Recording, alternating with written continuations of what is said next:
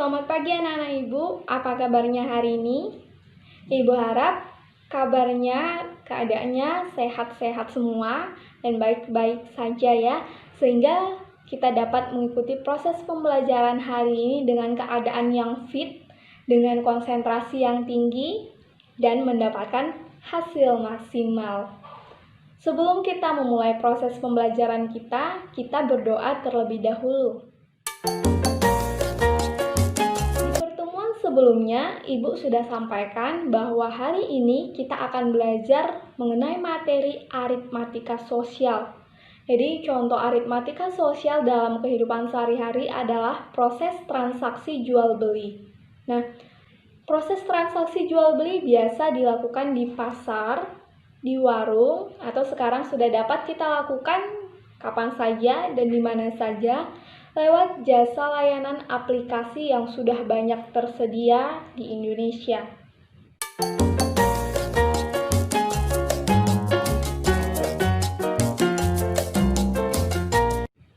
Tadi Ibu sudah bagi nama-nama anak-anak Ibu ke dalam beberapa kelompok dan sudah Ibu sampaikan kepada ketua kelas. Jadi sekarang Ibu kasih waktu 5 menit untuk ketua kelas membantu teman-teman membentuk kelompok dengan tertib.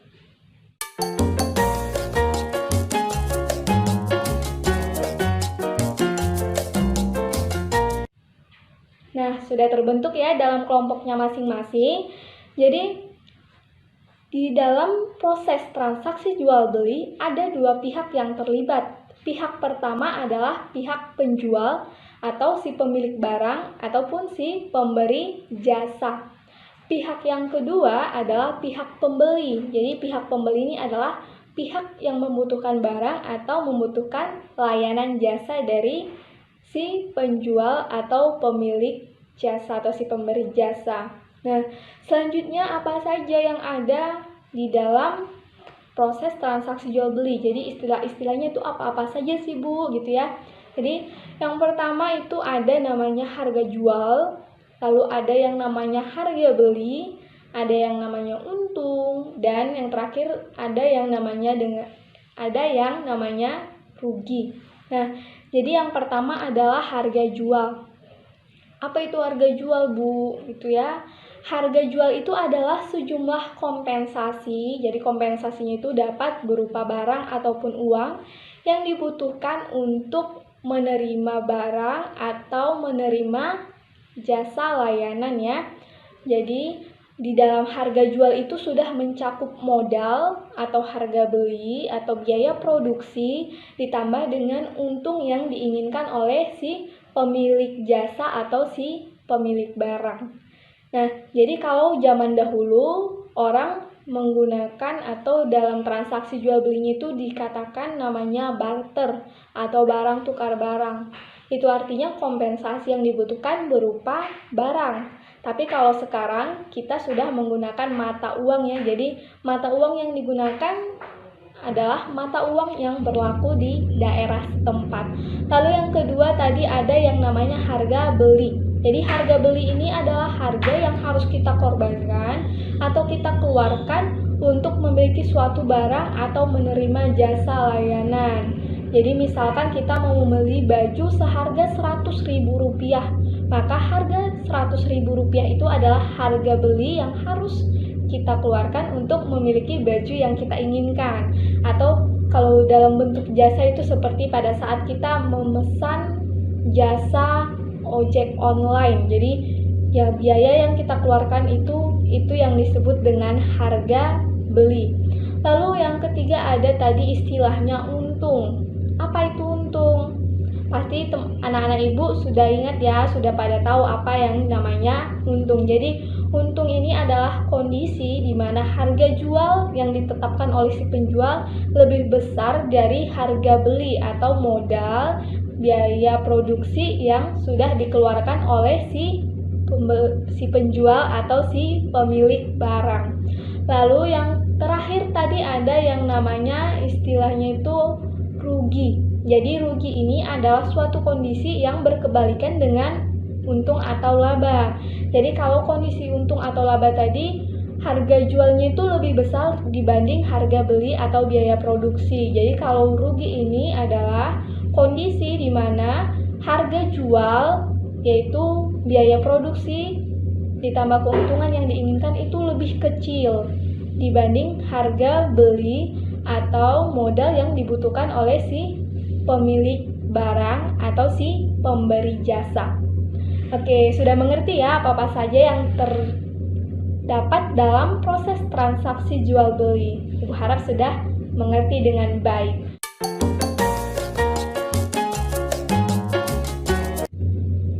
Oke, jadi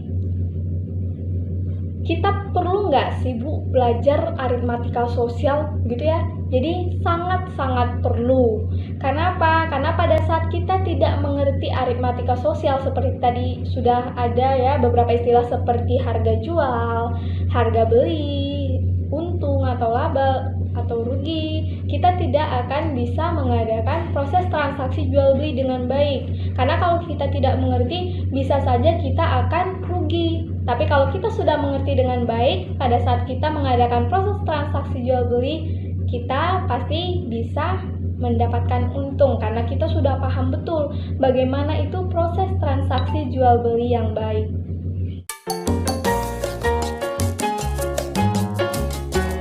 Selanjutnya, Ibu akan memberikan LKS kepada setiap kelompok. Jadi, Ibu harap nanti di LKS ini setiap kelompok dapat berdiskusi dengan baik sehingga semua anggota kelompok itu harus mengerti apa yang sudah didiskusikan. Karena setelah diskusi kelompok, Ibu akan memberikan kuis kepada setiap individu. Jadi, walaupun kita belajar berdasarkan kelompok, maka Ibu akan mengadakan kuis per individu.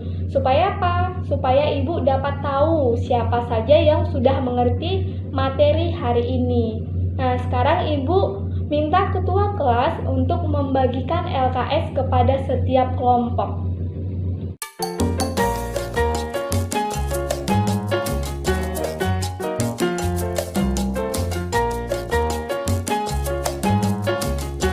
Nah, jadi kan sekarang sudah dibentuk kelompok ya. Jadi Ibu harapkan LKS yang Ibu berikan dapat didiskusikan dengan baik oleh setiap kelompok.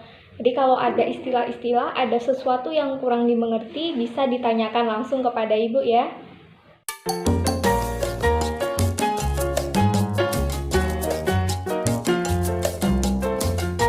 Nah, sekarang sudah selesai diskusinya dan LKS-nya sudah Ibu kumpul. Jadi Ibu harap semua individu, semua siswa-siswa Ibu mengerti dengan baik materi kita hari ini. Karena sekarang Ibu akan memberikan kuis untuk setiap individu. Jadi ini Ibu nilai secara individu. Jadi ketua kelas tolong dibagi lembar kertas soalnya kepada setiap individu. Jadi kepada teman-temannya supaya diberikan 1 per individu atau 1 per orang.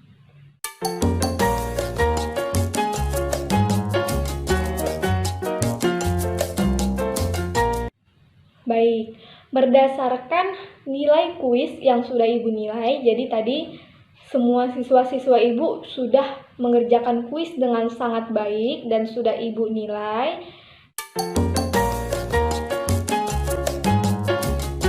Dan sekarang Ibu akan umumkan nilai siapa sih yang paling tinggi. Nah, jadi untuk Nomelisda selamat karena mendapatkan nilai yang paling tinggi yaitu nilai 95.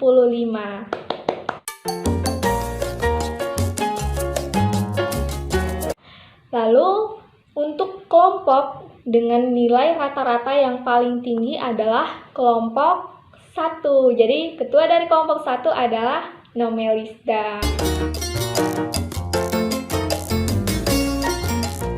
Nah, untuk anak-anak Ibu yang lain dan untuk kelompok-kelompok yang lain yang belum bisa mendapatkan nilai yang paling tinggi, tetap Ibu apresiasi karena sudah berkontribusi dan memberikan usaha maksimal dalam proses pembelajaran kita hari ini. Jadi Ibu harapkan untuk proses pembelajaran berikutnya tetap saling berusaha menjadi yang terbaik dan mendapatkan hasil yang maksimal. Nah, Ibu senang sekali karena hari ini anak-anak Ibu melakukan proses pembelajaran dengan sangat baik. Jadi, terima kasih untuk anak-anak Ibu karena sudah mau membantu Ibu. Jadi tidak ribut dan tertib dalam proses pembelajaran kita hari ini.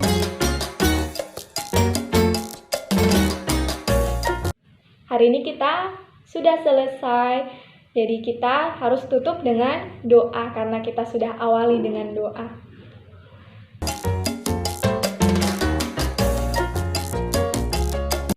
Jadi karena sudah selesai, Ibu ucapkan selamat siang. Jadi di rumah jangan lupa tetap diulang pembelajarannya supaya dapat benar-benar mengerti dan dapat mengikuti ujian nantinya dengan baik pula.